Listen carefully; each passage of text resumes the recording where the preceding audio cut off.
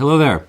This bonus video is about pairing spirits, good spirits, quality spirits, with classical music, broadly construed. What brought this was about was last week I had poured the second half of my sample of this bottle. This is my full bottle. I'm not going to open it yet because it's wax topped and I don't want to deal with it. But I poured myself the last of my sample and I was enjoying it with some music on. And I noticed that the packery worked really, really well with the music. And then I thought, there's an idea there. We've tried pairing spirits with food before. It worked out pretty well. So why not music? And I'll be honest with you. I try to keep track of like popular music, what like normal people listen to. But I think the last full album I got through was the last Tyler, the Creator, which was really good, by the way. So I'm not an authority there.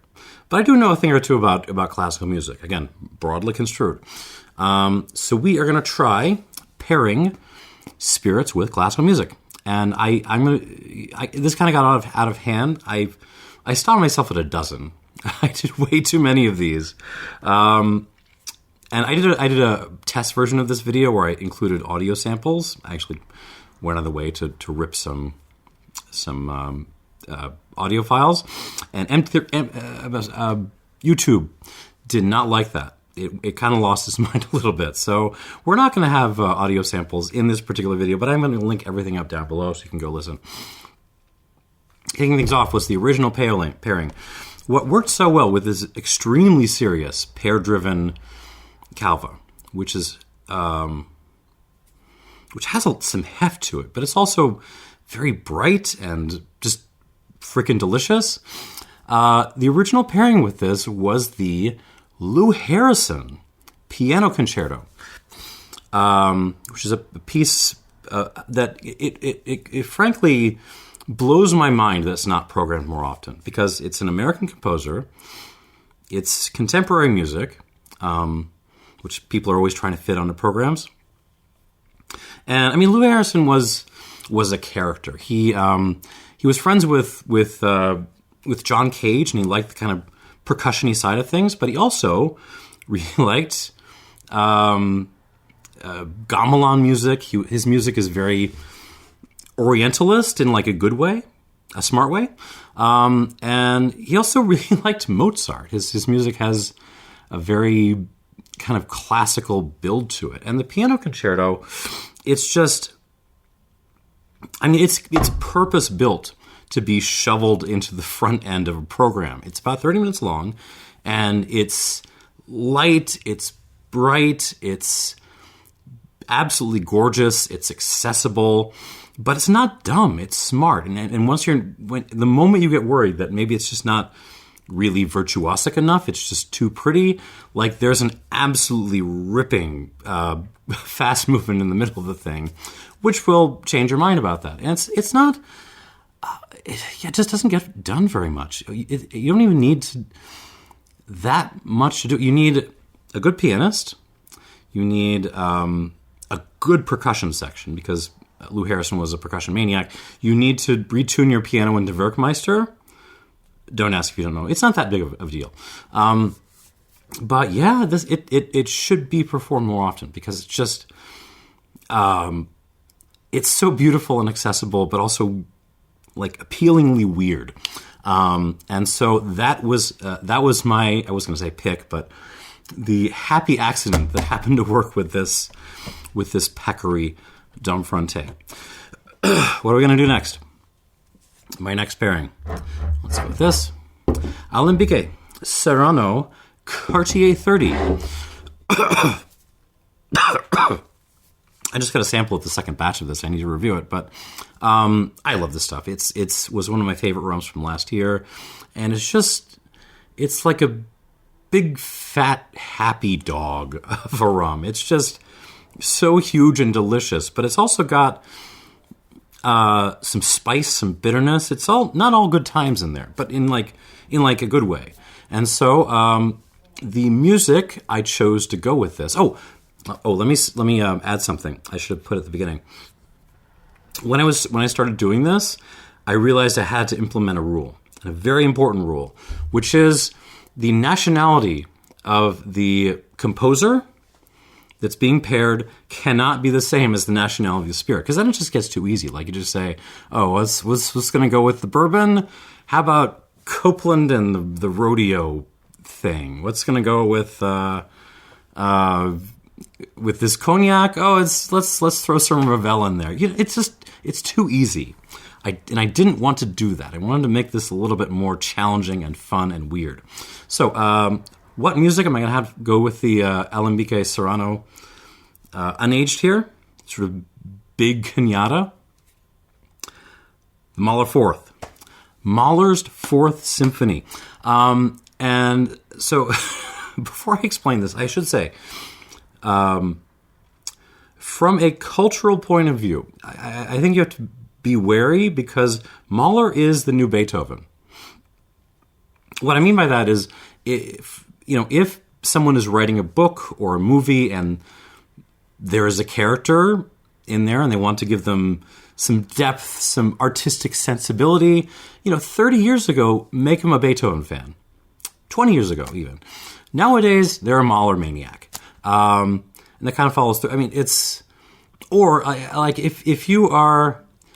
someone asks you what your favorite piece of music is and you know absolutely nothing about classical music and you just want to pretend that you do, like if you say, oh, the Beethoven 9, everyone's going to look at you and know that you're a poser.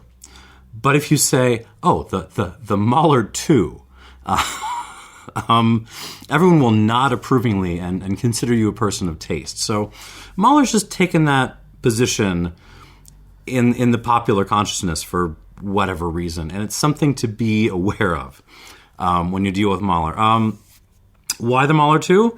Because it's, on the whole, a very happy, boisterous piece with a lot of really dark, ominous edges to it. And if I were to pick one Mahler symphony to start people out with, that would, the fourth is probably the best one, because it's, scale-wise, it's the most,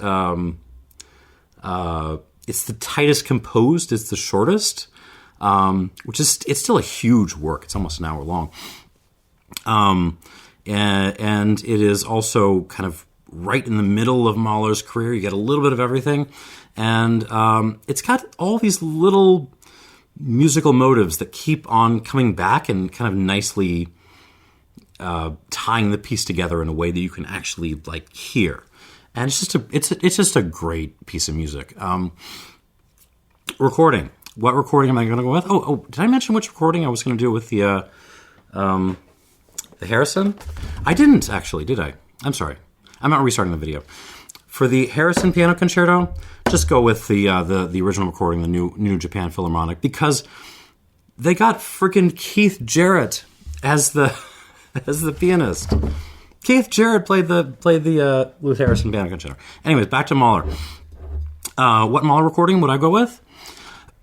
I would go with George Szell and Cleveland. And it's a little bit of a controversial choice. Normally that wouldn't be the case because Szell and Cleveland are kind of known quantities. I mean, if you want to find a good first performance to listen to of a piece of music, and you don't want to, hunt through the forums or anything, and if Szell and Cleveland have done it, it's generally a safe choice. They just didn't put out crap. What makes it a little bit controversial is Szell was not a Mahler guy at all. He didn't really get Mahler. He tried to avoid playing Mahler so far as possible. And his Mahler 4 is not part of a cycle, which is a little bit rare these days with Mahler cycles basically coming out of one's ears. Footnote. If you do want a Mahler 4, this is way too nerdy, isn't it? Well, I'm going to keep going. If you do want a Mahler 4 that's part of a cycle, everyone's going to throw Bernstein at you, and as I'm in that conversation, as long as it's the New York Bernstein cycle, not the Vienna stuff. No. New York. But that being said, like, if I had to pick one that was part of a cycle, go listen to Ivan Fischer and Budapest. Even if you're like a Bernstein maniac, I think you'll be shocked. That's a really good fourth. Anyways, so Zell, back to Zell. I mean, Zell was a maniac. Zell was a perfectionist. He wanted everything, all of his music, to just be clear and transparent. And Mahler is not really a clarity and transparency kind of composer. It's always going to be a mess. It's always a pastiche, and that's kind of what makes it work. It's that sense that structurally it's barely holding together, but somehow it's happening. But somehow this one official recording, not live recording, but like proper recording that Mahler did of the fourth, that Zell did of the fourth, is really, really, really good. It's just that his approach of trying to make the thing clear, just it really kind of tones back some of the kind of gloopy qualities that this work can take on under the wrong hand. And it's also the first recording that made me realize that the Fourth Symphony isn't just kind of looking back at the much more kind of clearly romantic style of Symphonies 2 and 3, but it's also looking forward to the much darker, edgier stuff you get in like 5, 6, 7. Don't believe me? Listen to Zell do the scherzo of the fourth. Like, you can just hear the Seventh Symphony, like that language, waiting in the wings. So that is my pick for the LMBK Serrano. Very, very happy, but occasionally dark and demonic. Zell doing a Mahler 4. What else we got here? Ooh, this will be fun. Luza Lao Zhao, Banyan. Strong Aroma Baijiu. I adore this stuff. If you are used to to this style, Strong Aroma Baijiu, this is just, it's a killer bargain, by the way. It's not that expensive for the quality you're getting, but it's just so rich. It's just the fruit and the texture and the finish are just they're good. It's yummy more stuff. What am I going to pick to pair with this? Well, I need something that's also like a little bit decadent, but properly structured. And so we're going to go Haydn. Haydn Symphony number 102 in B-flat major. This is so one of the Vienna symphonies, often considered the best, and I'm kind of like in that camp, but also one of the least played, or probably so, but one of the last Haydn symphonies. Haydn is a character. He's in a tough place because he's generally acknowledged by everyone to be an absolute genius. Like, this is the guy who invented the symphony in its modern form. And yet he's just kind of always stuck between Mozart and Beethoven, and the people who are inclined to go listen to Haydn often just end up listening to Mozart or Beethoven instead. But God, his stuff is good if you give it a chance. And it's just always hard to, and sort of intimidating to know where to start. I am telling you, if you were intimidated, start with the 102. It is just delicious. It's so good. It's so rich. It's everything you want in like a showpiece of the orchestra. But it's also got like detail and tunes and fun things he does with the groupings, and it's just a really darn good classical symphony. You cannot ask for better. As far as recordings go, I'm not going to pretend to have listened to all the recordings of the Haydn symphonies, but I've really enjoyed Colin Davis with the Concertgebouw. I think he's done a couple of recordings of this, but this one in Amsterdam was really, really good. So that is my pick for a pairing with this absolutely delicious, super duper crushable strong aroma Baijiu. Should have brought some water. Mouth is getting dry. What else on the list? This will be a controversial one. Laphroaig, 10-year-old cast strength, a classic among classics. What music would you pick to go with this? Because this is just, it's earthy, elemental stuff. It's like drinking bourbon barrel aged primordial ooze. It is so just grungy and it demands an equally sort of, I don't know, primordial work. So what am I going to pick to pair with this? We're going to go Sibelius. The sage from Finland. And it's not going to be the symphonies. It's not going to be the violin concerto. No. We are doing Luannotar, which is a work for orchestra and soprano vocalist. And let me tell you something. If you are intimidated by classical singing, classical vocals, it just gives you, it traumatizes you with images of women in Viking helmets doing 20-minute death arias. Go and listen to this piece because, so the setup is, it's a setting of a Finnish creation myth. You have the titular nature spirit giving birth to the world after a painfully long pregnancy, and it's just so good. You have Sibelius doing a very kind of dark orchestration to this thing, reminiscent of the Fourth Symphony, actually. If you know that piece, it's kind of brings a lot of that mood with it. But then you have a solo vocal part, and it is a solo vocal part that most sopranos just wouldn't touch with a pole because it's unbelievably hard.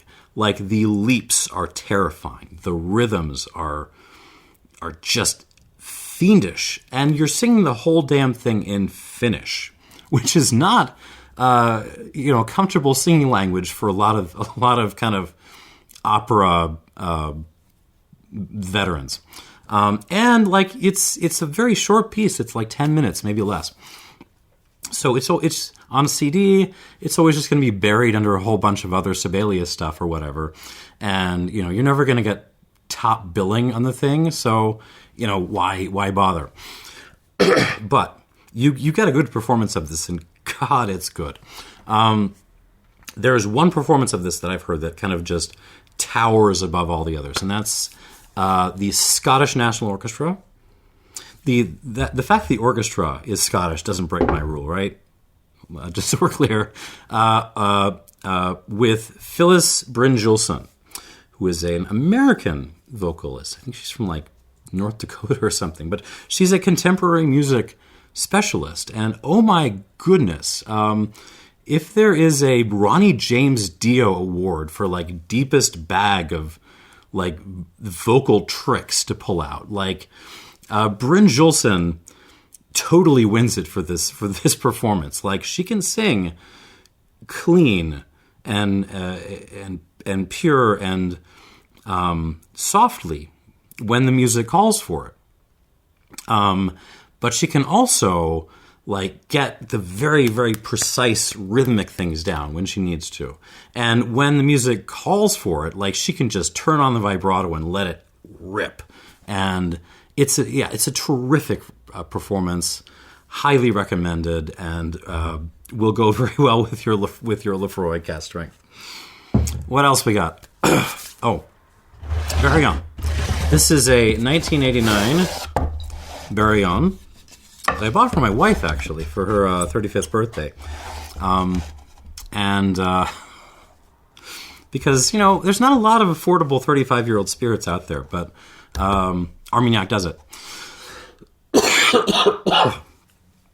I mean, this is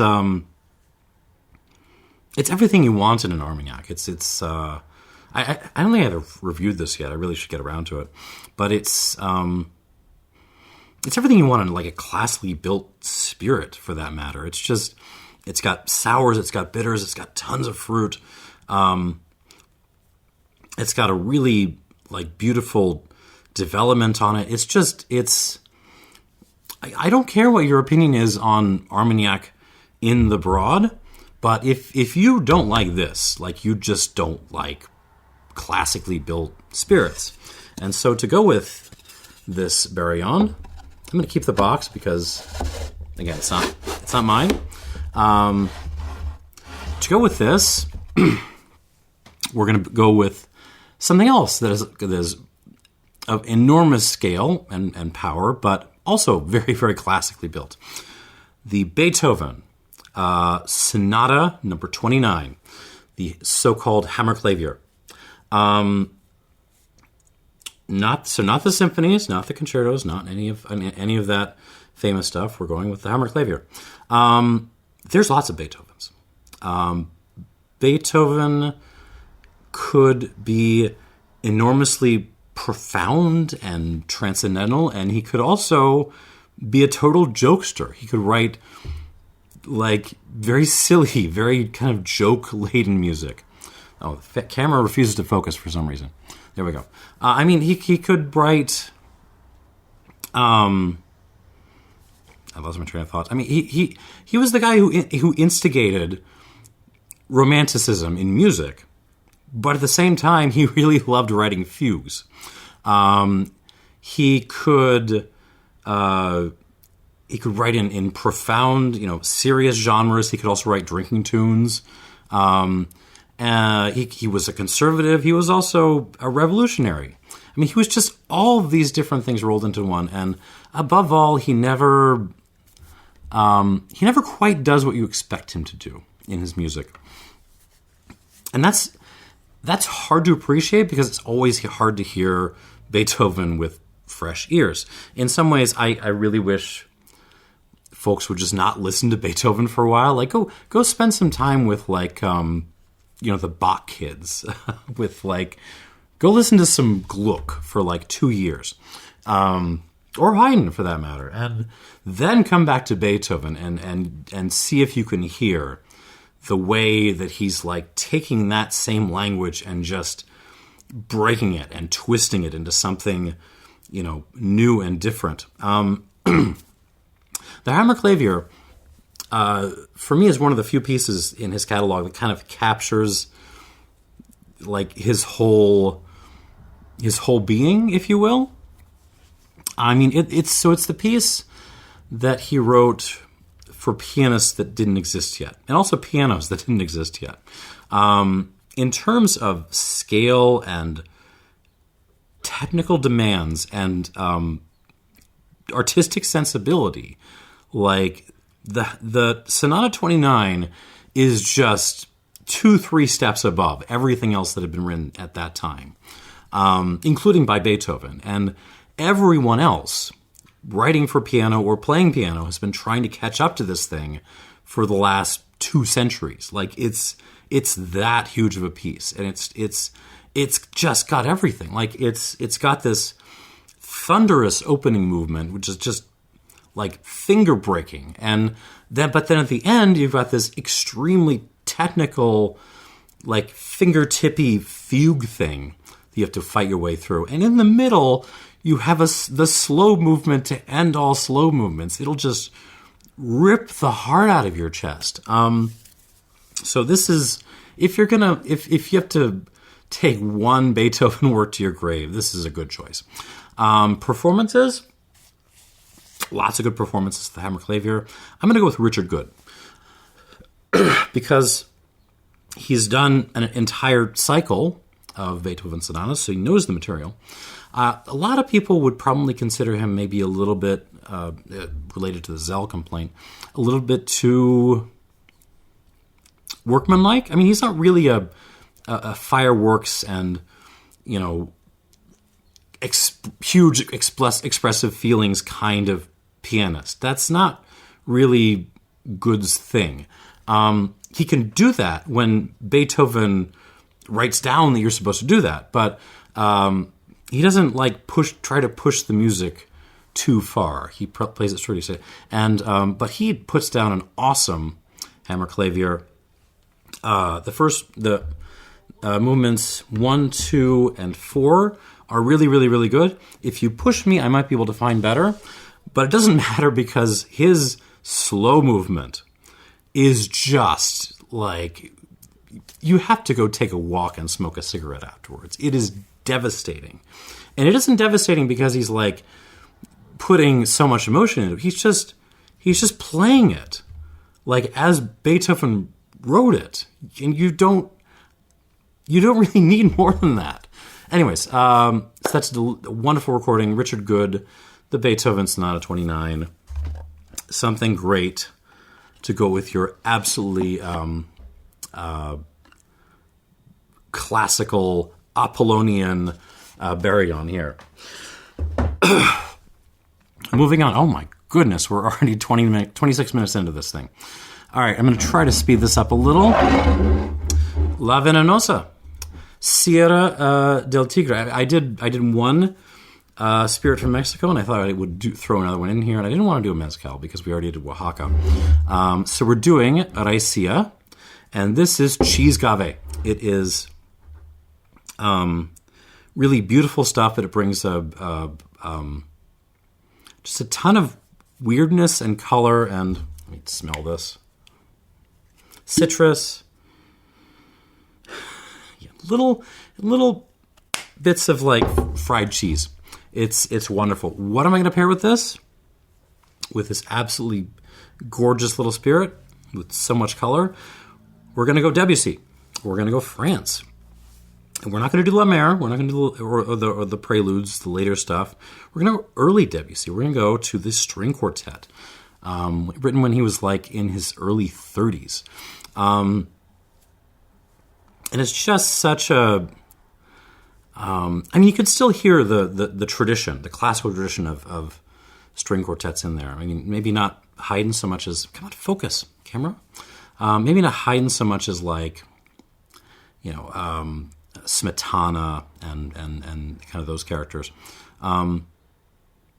Smetana, like, kind of mid to late 19th century string quartets, which are all escaping my mind right now. They're in there, but Debussy is also bringing this highly, impressionistic color, especially in the first two movements, that he will then later on apply to the orchestra and other stuff. And it's just such a wonderful, wonderful little work, something great to go with your Raicilla. Performance, this is another one where I don't know my performance as well as I should. I just always go back to the Quartetto Italiano. It's an older recording, but it's a wonderful recording. If you find better, post it below. In fact, if you have comments about any of this, and you want to fight me, post it below. All right, moving on. Ooh, another unaged spirit with a ton of character to it. Marolo. This is the Dedicata al Padre from the Piedmont. 60% alcohol. This is... I love this stuff. It's so fun and weird and kind of angular, but it's also lean at the same time and very, very complex. So I was, I wanted to do a grappa. I wanted to do some kind of pomace brandy. Put it that way. And what kept coming back into my mind was Shostakovich. And not the big Shostakovich, not the huge orchestras he did for his symphonies and stuff. We're going lean neoclassical Shostakovich. We're going to go the cello concerto, the first cello concerto, which is just... I mean, it's the perfect kind of middle period Shostakovich piece. It's a tiny orchestra. There's like... You get woodwinds, you get strings, you get like one horn, and you get your soloist.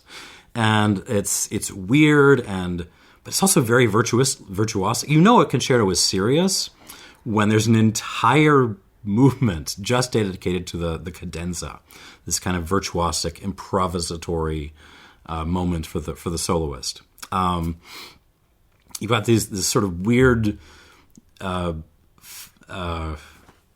dark comedy episodes in the first movement and the last.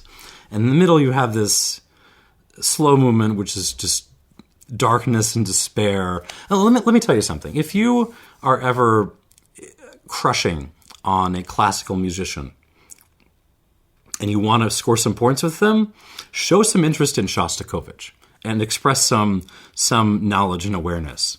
And because classical musicians just love Shostakovich, because many of them are somewhat broken people. So that will at least get you up to a second date. I guarantee it. It's all like dark humor and it's not all dark humor and despair and kind of depths of despair, but there's a lot of that, and it works really, really well with this grappa. I'm going to put that over here because I'm running out of the room. What else? Chairman's Reserve. I thought about doing Foursquare, but I'm going to do St. Lucia. Chairman's Reserve Master Selection. This is a Vendome, but I think some of the same would work for the other pot distilled Chairmans out there. This is a huge, stately, enormous rum with tremendous mouth presence and just command of all the forces of rumminess and also oakiness. And it demands an equally ginormous, magnificent piece of music. It demands something German, because, of course, the Germans historically have loved their rums.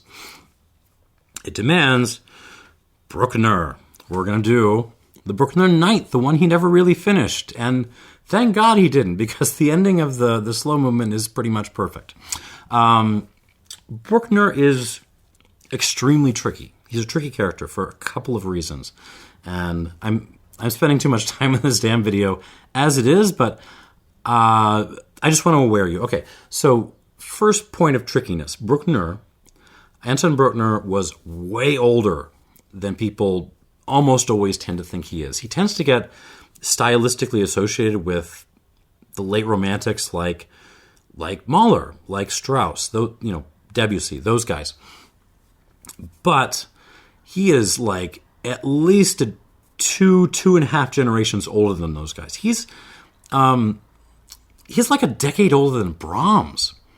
Like, Bruckner was already a toddler when Beethoven died. He was old. It's just that he never achieved, success as a composer up until, very, very, very late, like in his 60s. So that's tricky. It's just the chronology of this thing. But also, another point of trickiness is, related to the next point of trickiness, is the way he wrote his music. Because, well, first of all, it's slow. You just got to accept that. A lot of it is really slow. But it's written, the basic language that Bruckner uses it's coming from Wagner, it's coming from Beethoven. But it's the way he constructs his pieces, it's almost more like a 20th century composer. It's more like Morton Feldman or something. He builds these musical objects, and they kind of crawl around and repeat and interact with each other and develop and occasionally like explode. And like the big climaxes in Bruckner are really big and impressive, and your mouth just drops. You go, ah, and it's really cool. However, this style of writing music, of just kind of building up these very pretty objects, often tempts performers and conductors in particular into just taking the wrong approach with it, because it really tempts them to do polishing and blending and getting the sonority just right and is round and just like hanging on to it and sucking all the goodness you possibly can out of these kind of sound objects that Bruckner gives you. And the music just dies. It just dies when you do that. I thought for years that I did not like Bruckner. I really did. Like, it's because I would listen to these 5-minute clips from Selbedake or these sorts of conductors that really emphasize this side of it, and And, it's great for 5 minutes to listen. Try to listen to a whole performance done like that. It's like trying to eat your way around an extra large pizza. It's, at some point you just want to stop and lie down and take a nap. It's too much. So the challenge with Bruckner is not to make it sound pretty. Bruckner takes care of that for you. The challenge is to keep the damn thing moving, and that's the thing he always struggled with, like as a composer. And so it's why my recommendation for the Bruckner 9 is go listen to Joachim. Joachim with the Staatskapelle Dresden. His later recordings. Joachim was the conductor that made me realize I kind of like Bruckner, because Joachim's Bruckner is very, very it's very, very nervous. It's very, very edgy. It's not rounded and nice all the time.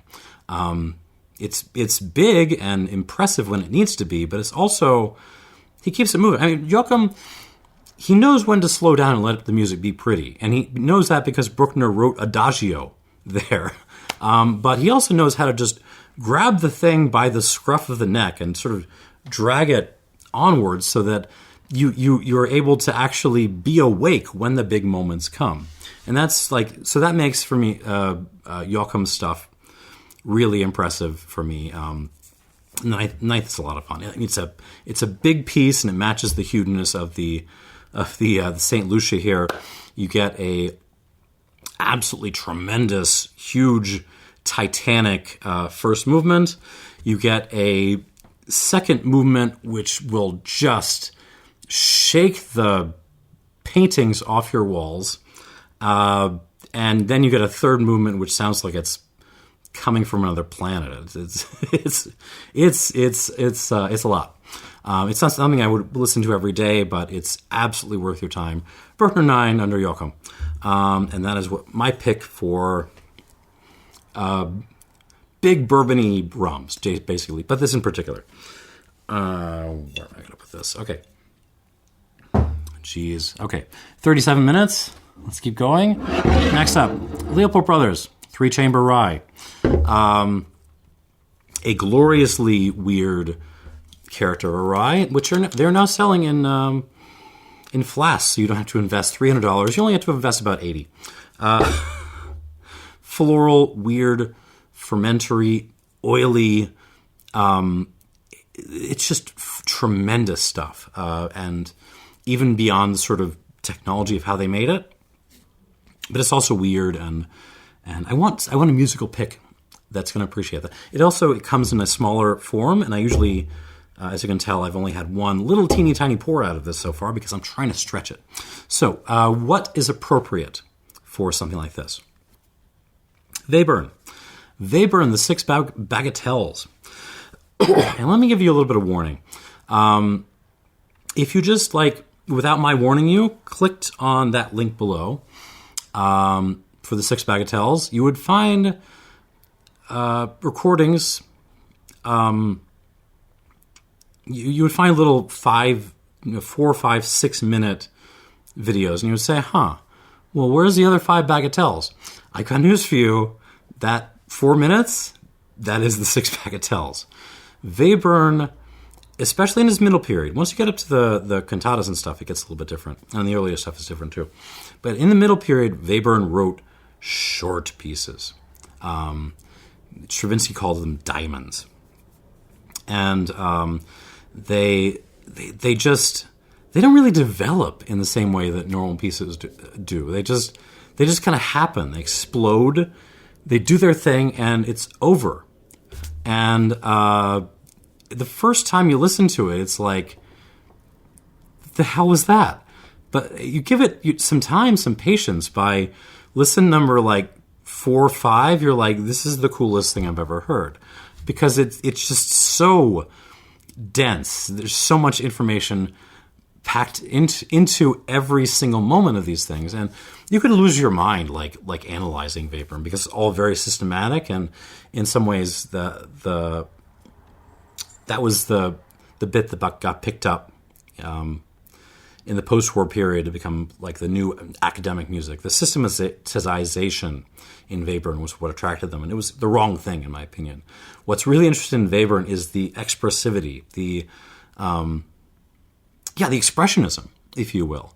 Because there's just these little teeny tiny pieces, but there's so much there.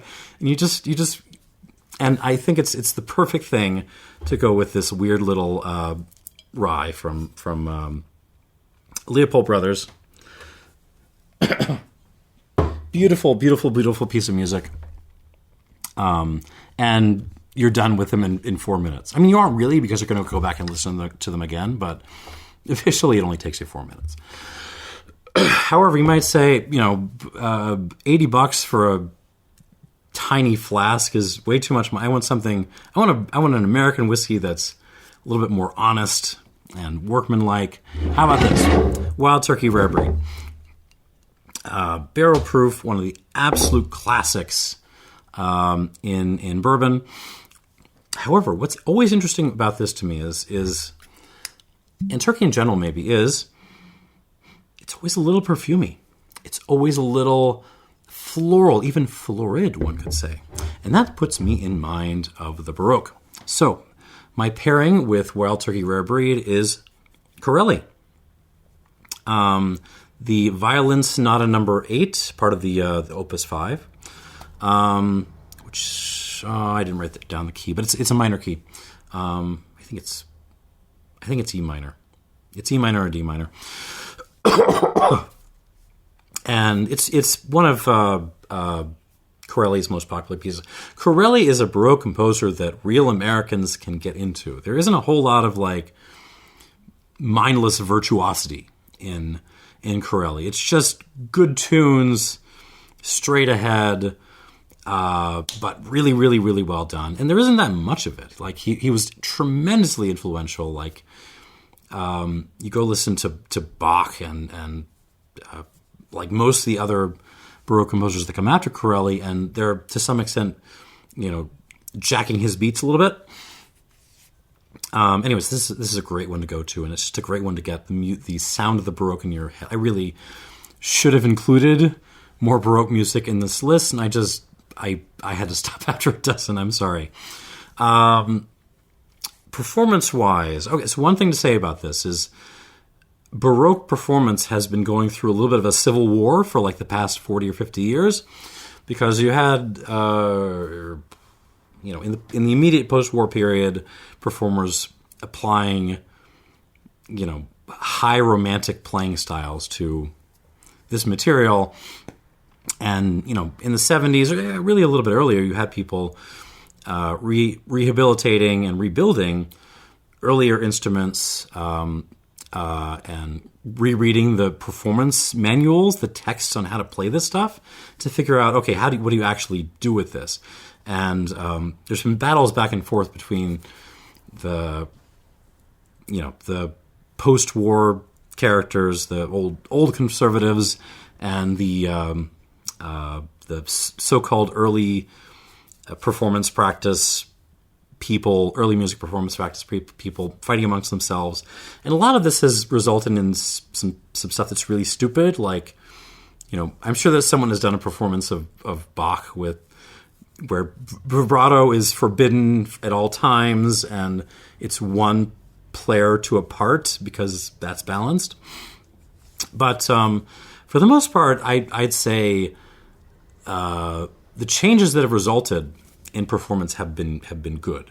It's resulted in lighter, brighter performances, clearer tones, a wider range of expressivity, smaller ensembles, faster tempos that you can actually dance to. Because a lot of this was dance music, including this sonata. And what's more is a lot of this new performance practice has leaked out into other genres. So now these days you listen to a good performance of, I don't know, Beethoven maybe? The Fifth. Why not? The Fifth. It'll probably be with a little bit of a smaller ensemble and with just faster tempos and maybe some brighter color. That's usually, and that's a lot of that is coming out of this big civil war that's happened in Baroque music. Anyways, too long. The ensemble I'd recommend is Avison, the Avison Ensemble, which it's a relatively recent recording. It's maybe only 10 years old. But it really nails a sweet spot between kind of early music performance practices but also like musicality. It's a really nice recording, and I will link it up below. And that's what you should drink with your high proof perfumey bourbon. Well, we're 10 minutes in. We're 10 picks into this, and I still haven't done Hampden. So let's do it now. This is my backup bottle. My open HLCF Classic is, I don't know, in the archives somewhere. I have no idea. Hampden is huge. It is just as enormous of a distillate as anything else here under discussion. But it's also really kind of wild and weird and special. So it's really difficult to come up with music that's going to fit that. Something that's huge, but also a little bit wild, a little bit organic. That sounds a little bit like an ecosystem, like you're listening to an ecosystem. So my pick is one of my all-time favorite 20th century composers. We're doing the Lutosławski Symphony No. 3.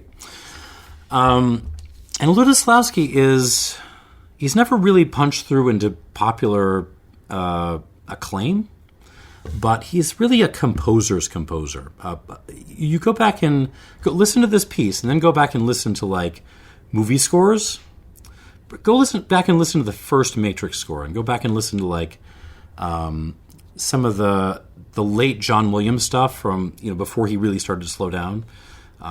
Circa the early to mid aughts, maybe. Minority Report, that stuff. And you will hear the influence of this thing. Lutosławski, despite embracing in the middle of his career the scariest aspects of contemporary music, atonality and chance operations, makes music of just unbelievable atmosphere and expressivity, and occasionally like tonefulness, which is one of the special things about this symphony. Like a lot of his earlier middle period stuff is very, very, it's just hard as nails, and I love it, but it's hard as nails. The third is when you start to get tunes again, especially in the second half, where everything just goes completely batshit. It's a slow burn, this piece. Give it your time, because there's sounds in this thing that if you've never heard another Lutosławski piece or someone jacking his beats, you have just not heard an orchestra do before. Because if you asked me to think of a composer that really moved the art of orchestration forward past that kind of generation stretching from 1860 to the early 1880s, so Strauss up to Stravinsky, who has done, among 20th century composers actually moved the ball of orchestration forward since then? The only one I can really think of, and disagree down below if you wish, is Lutosławski. Like his textures, like it just, they do not sound like anything else. They just burble and fizz, and it makes the orchestra sound like a living thing, and he's really the high water mark of the orchestra for me. Like you go to a concert with Lutosławski playing a Lutosławski piece playing, and you are getting your money's worth from what the orchestra is doing. It just at some point it's going to go nuts and lose its mind. So it's a hell of a piece, the Third Symphony. Recordings, it's been very fortunate in recordings. No one does this piece by accident or like just because. Like there's no, I don't think there's a record of like Gergiev just walking in and flapping off the the Lutosławski Third Symphony just to have done it. That doesn't happen. You don't do this piece unless you care. So there's a lot of good recordings. I've gone by Lutosławski's own recording with the Berlin for most of my life. Antoni Witt with Poland, Warsaw, also does a very good one over on Naxos.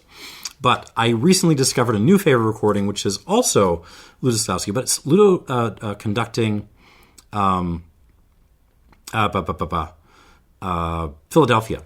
Philadelphia. I just stumbled across this on YouTube. It's a live recording. There's a lot of coughing and shuffling around, but God, everyone involved is just on fire.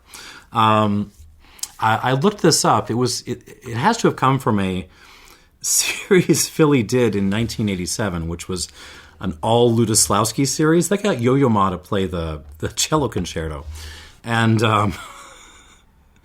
all night long, all Lutosławski, conducted by Lutosławski. I feel bad in retrospect for I'm sure the season ticket holders who walked in their tuxedos going, "Oh, contemporary music! I love Copland." I hope it's more like Copland than that scary Stravinsky guy, and they just get, their minds melted by this absolute beast. So, there you go. Lutosławski Third Symphony with Philadelphia live in '87 to go with your HLCF classic. Buckle up; it's a great piece, and this is an absolutely phenomenal rum. Last up. What's going to top that? This is fun. Amateur Spirits, Zindhumbrecht, Fond Alsace, one of my absolute favorite bottles from last year. This is just weird. It's floral. It smells like a Bordeaux cognac had a baby with like a Jamaican rum. It's very, very weird. It's very, very special, and God, it's very good. So we need something weird and dense, but also kind of grungy to go with this thing. And I'm going to go with Ellen Fullman. So you can't talk about contemporary classical music too long without having to deal with American minimalism, which I have some experience with. I used to listen to a ton of this stuff, and I kind of come to the conclusion that the headline characters of the movement kind of ran out of good ideas around 1980 or so, and Reich and Glass in particular just retreated into this kind of easy romanticism with an eighth note pulse, and that's fine. It's listenable, but like every single time I've gone out to a modern dance show with my wife, we love modern dance. There's some kind of Reich, Glass, or imitator kind of thing, and I'm just absolutely sick of it. But that is not to say there aren't performers broadly in that genre which are really worth paying attention to, and there's not anything in the concept of music that really focuses on the surface, on a density in a surface that just kind of changes very gradually and in very, very subtle ways.